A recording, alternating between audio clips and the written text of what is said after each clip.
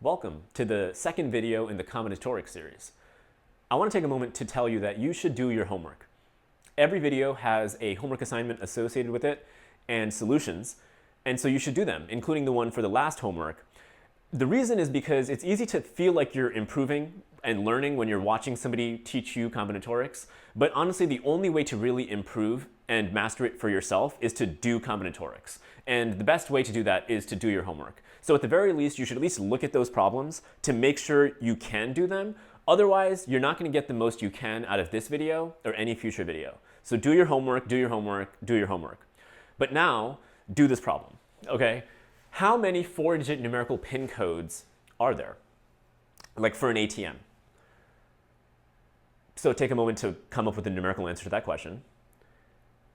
And then it's a pretty clear multiplication rule principle type situation, right? So we can use a slot diagram. And there's 4 slots because it's a 4-digit numerical PIN code. And for the first slot, we have 10 choices, the digits 0 through 9. So there's 10 choices here. And regardless of what we choose, there's 10 choices here.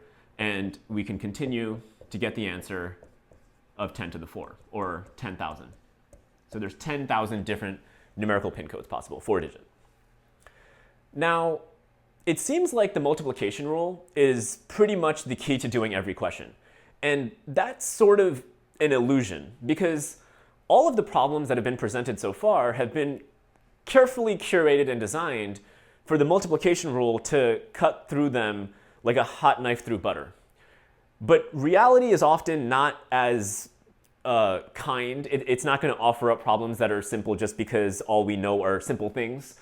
Reality is complicated, so we need to sort of match its level with a complicated understanding. And so that doesn't mean the multiplication rule is like it's almost never going to work. You can use it a lot, and it can benefit you a lot. You just might have to use it in ways that are not as just super obvious as they seem right now, right? So far, we've been using it like there's a sample space, and then we cut the sample space up into groups. So maybe we cut them up in this one up into like 5 groups, right? 1, 2, 3, 4, 5. And maybe we do it in such a way that each group has the same number of outcomes in it. So then we can throw away 4 of the groups and just count one of them and yada, yada, yada. But sometimes it's not that easy. Sometimes you have to do a lot of different things to get the answer. So maybe when you're considering this piece, or maybe like these outcomes do not have an equal number of outcomes in them, or these groups do not have an equal number of outcomes in them. Then, maybe you can try regrouping it and regrouping it again and trying for that to happen. But if it never happens, you have to do something. And so maybe you group them in some way that's natural, but you can't just use the multiplication rule immediately.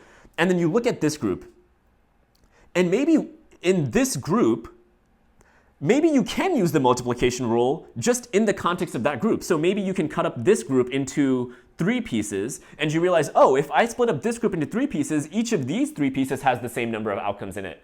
So then in this piece, you can use the multiplication rule. You can just count one of those pieces and multiply it by 3, and then you have that entire piece. And maybe you can do that in each of the pieces. And maybe in like one of the pieces, like maybe you can't do anything, but maybe there's only like 4 outcomes in it. So maybe you could actually just list it out. So there's all sorts of complicated approaches that are going to give you the right answer, and sometimes that's what it takes. Sometimes you see an ugly question and you feel like, oh, this is going to be an ugly process, but the solution is just really beautiful, just like a one-liner. You never know what's going to happen. Sometimes a simple-looking, elegant-looking question is going to give rise to like a horrendous-looking solution. So I guess let's do a problem that requires more of us? Okay, so this problem is kind of similar, but it has a little restriction on it. How many 4-digit numerical PIN codes are there containing at least 1 5? So there can be more than 1 5, but you need to have at least 1. Take a moment to come up with a numerical answer to that question. Well, this is kind of weird, right? It's a little bit different than what we've been doing. It's kind of like we have some sample space. So this is like all the outcomes, which is like all 4-digit numerical PIN codes. But we're not trying to count all of them. We're trying to count some of them that have a restriction on them, which is that they have to have at least 1 5. So it's kind of like we're splitting the sample space up into 2 pieces, no 5 and at least 1, 5. And we want to count this piece. So maybe we can just ignore the other stuff, right? So maybe we can just divide and conquer this, or try to. So at least 1, 5. How can we organize all 4-digit numerical pin codes with at least 1, 5 into different groups that then we can count each group and then add them all up, or hopefully be able to use the multiplication rule? What are some ways that we can group it? Well, I think kind of a natural way of grouping it is where the 5 that needs to be there is, right? So maybe the 5 is over there, right? Maybe the 5 is over there, or maybe it's over there, or maybe it's over there. So these are our 4 groups. So it's kind of like we are cutting up this thing into 4 pieces, right? These are the 4 pieces, and now we're going to try to count each piece. And actually, like our dream of using the multiplication rule has come true. This seems pretty symmetric, right? Why does it matter where the 5 is in terms of figuring out how many ways we can fill out the other 3 things? Isn't this just, aren't there just 10 choices here? So this is going to get confusing because this 5 does not represent the number of choices, but this in red does. So this is going to be 10 choices here, 10 choices here, and 10 choices here, right? Regardless of all the choices that have been made. And like it could be any of the digits 0 through 9. And so this case is going to have 1,000 outcomes associated with it. And just like that, we can multiply that by 4 to get the answer to the question. So sorry to spoil the fun, but a grave mistake has occurred. This is not right. Can you figure out what's wrong? I'll give you a second. Did you get it? The problem here is not actually with the multiplication rule itself. It's with the formation of our groups. What I said about these groups were that each of them represented where the 5 is. That doesn't actually lead to mutually exclusive groups. So, for example, consider the string 5, 5, 3, 4. Well, that falls into both of these categories. Because when we said where the 5 is, the problem is there's not the 5. There's, in many pin codes, there's more than one 5. So 5534 is getting counted in this group. So when we get 1,000 for this group, it's one of those 1,000. But when we get 1,000 for this group, it's also one of those 1,000. But this is only one outcome, not 2 different outcomes. So, and you know, if we're like, oh, everything gets counted twice, then maybe we can still do this and just divide the answer by 2 or something. But the issue is more complicated, is that some outcomes don't get counted twice or once. They get counted 3 times or 4 times, right? Like the outcome 5, 5, 5, 5 is actually getting counted by all 4 of these groups.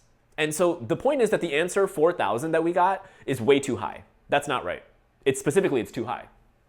So how do we fix this? Do we have to abandon the multiplication rule entirely? What do? The answer is, before we abandon the multiplication rule entirely, we should try to fix it. Like maybe it's possible to just tweak it a little bit to make the multiplication rule actually work. And in this situation, interestingly enough, you actually can do that. And the situation is actually very similar to this. As in the way that you group them, you can actually use the same pictures. But it's not where the 5 goes that defines each group. It's where the first 5 goes. So we can talk about the first 5. Then we could actually use the word the, because anytime a 5 appears, there needs to be a first one, you know, if you're reading left to right. And so then it actually does become mutually exclusive, right? Because the first 5 cannot appear simultaneously in 2 different positions. Like you can't have the first 5 appearing here and here. So this particular problem string, 5, 5, 5, 5, would actually only be counted in this category. So what's the answer now? Well, this case is actually still 10 times 10 times 10, but this case, it's not 10 choices there, 10 choices there, 10 choices there anymore. What is it? Well, it's definitely 10 choices over here, because after the first 5, it doesn't matter. what digit it is. And then here it's, that could also be any of 10 things. But that cannot be a 5 if that is to be our first 5.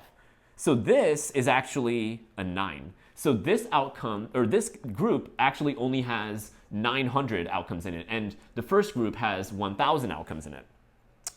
This group is going to, well, that cannot be a 5 because the first 5 is over there. So that's 9 choices there, 9 choices there. And then once we have the 5, that could be a 5. So there's 10 choices over here. So from this case, we get 9 times 9 times 10. And then in this case, there's 9 choices here, 9 choices here, and 9 choices here. So from this case, we get 9 cubed. So the answer is 1,000 plus 900 plus 9 times 9 times 10 plus 9 cubed. And that is definitely less than 4,000. I don't even need to evaluate it to be absolutely certain about that. Now, it turns out that there's actually a much better way of doing this question, which is actually the namesake of this video, the complementary counting, which is complement, by the way, in some sense just means opposite. So if we're trying to count this piece, what we can sometimes do, and what's sometimes easier, even though it seems more complicated, is we can count the entire sample space, which is all 4-digit numerical pin codes, which, by the way, we did. It's 10,000. Remember, there was 10 to the 4. That was the total number.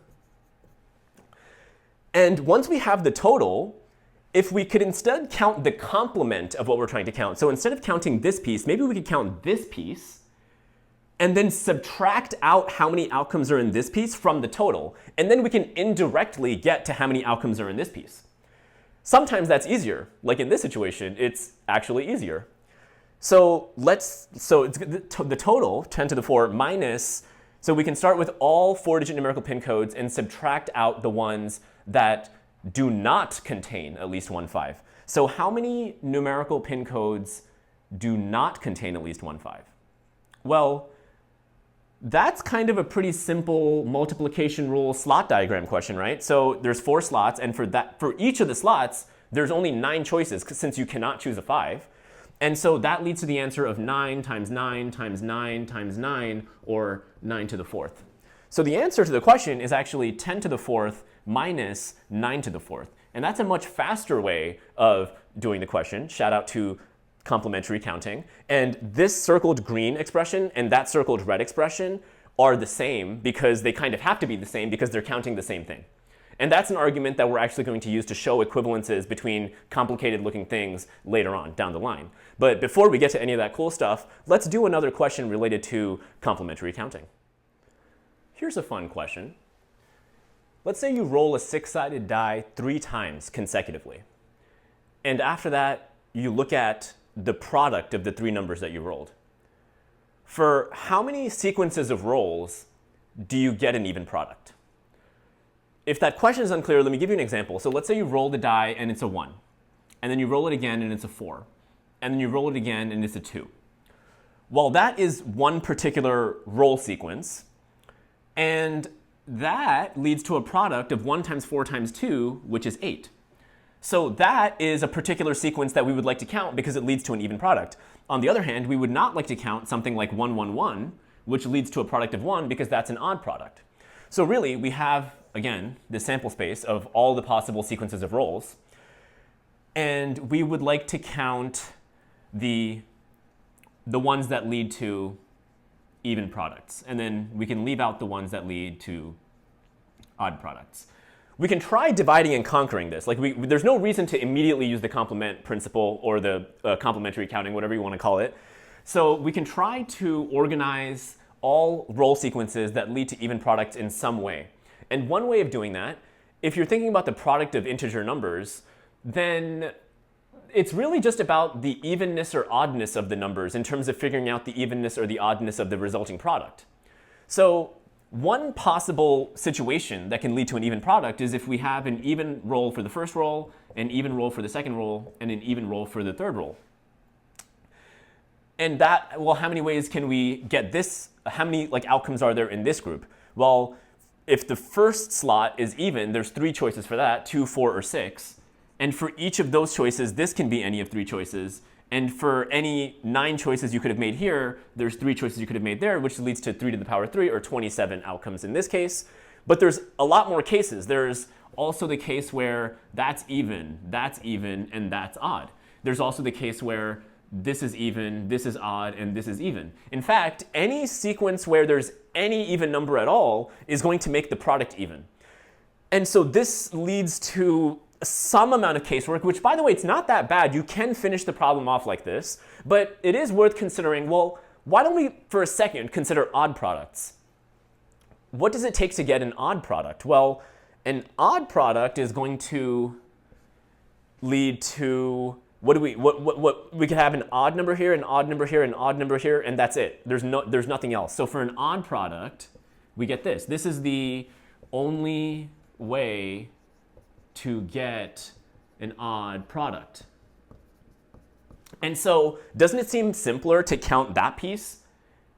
And it's not that hard to count the whole thing, and then we can just subtract them. So let's see if that actually works. So what's the total? How many roll sequences are possible total with no restriction at all? Well, the total, we can do that with the slot diagram, right? So there's 6 choices for the first die roll, and then there's 6 choices for the second roll, and there's 6 choices for the third roll, and we can use the multiplication rule because the rolls are completely independent. And so that is 6 cubed. And then the bad, or in this case, bad means odd, right? Because we're looking for good or even outcomes. So the bad outcomes are the odd ones, and that is only this case. And there's 3 odd numbers, 1, 3, and 5. So that's 3 times 3 times 3, in the same way that EEE was 3 times 3 times 3. So this is 3 times 3 times 3, which is, of course, 3 cubed, which leads us to our final answer of 6 cubed minus 3 cubed. Pretty nice, pretty clean, pretty quick, complement to the complement principle. All right, now, it's time to do your homework.